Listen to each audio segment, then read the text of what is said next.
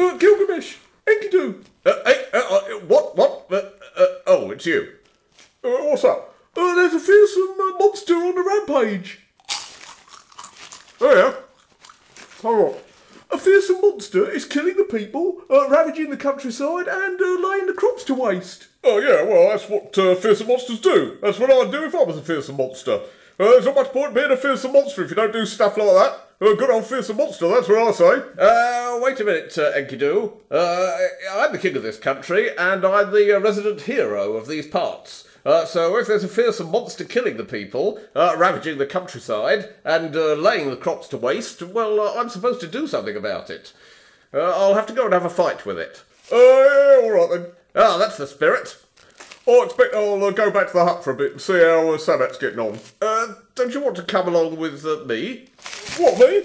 Well, I don't mind going by myself, of course, but these expeditions are always more fun with two. And as I was saying the other night, you know, when we were pissed, no monster on Earth can stand up against the two of us.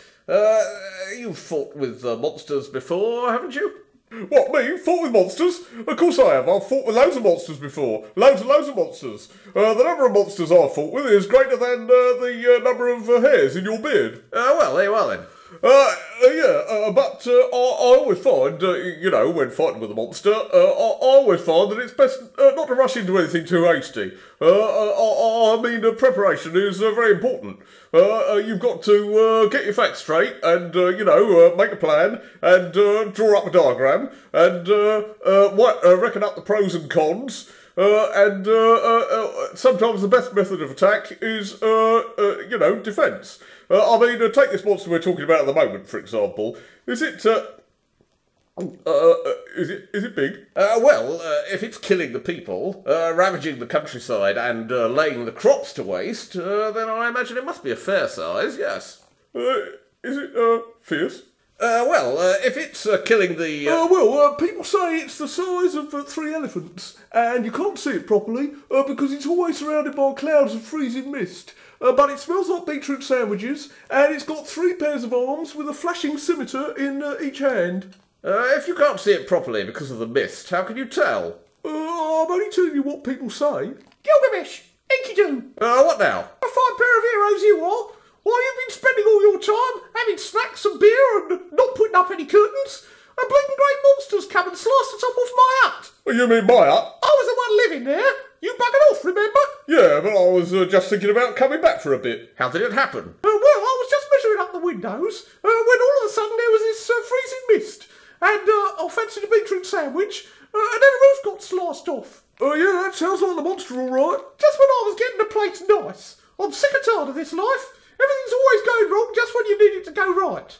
What are you going to do about this monster? Well, we're going to go and fight it, that's what. No monster can stand up against the two of us. My strength is like a thunderbolt, and Enkidu... He's like a rock falling from heaven, yeah, I've heard it. Come on, Enkidu, what do you say? Well, I'm not scared, of course. I'm not scared of anything.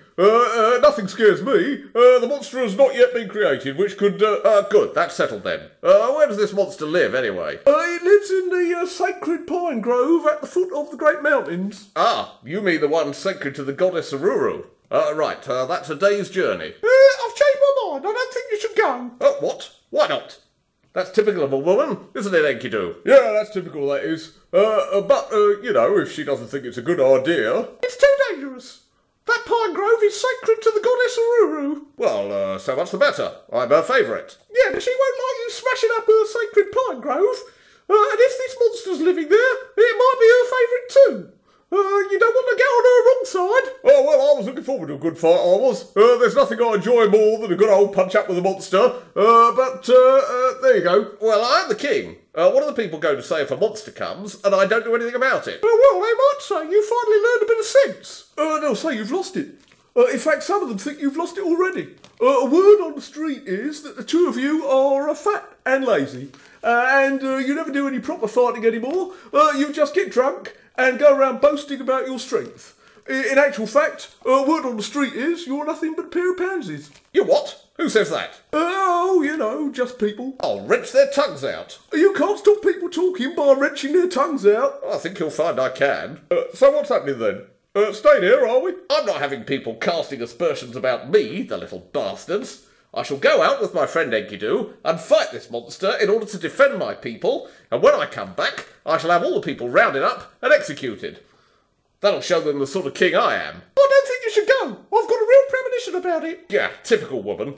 Take no notice of her, Enkidu. Come on. What? What's happening? I'm losing track of this. Are we staying here or what? This is your fault. They wouldn't have gone if it hadn't been for you. Well, I was just telling them what people are saying. You're a bloody troublemaker, you are. You and your bloody word on the street. They're probably both going to get killed now just because of you. I've met your type before. You don't care what happens to anyone, do you? You just like stirring things up. Fancy a quick one? Yeah, all right.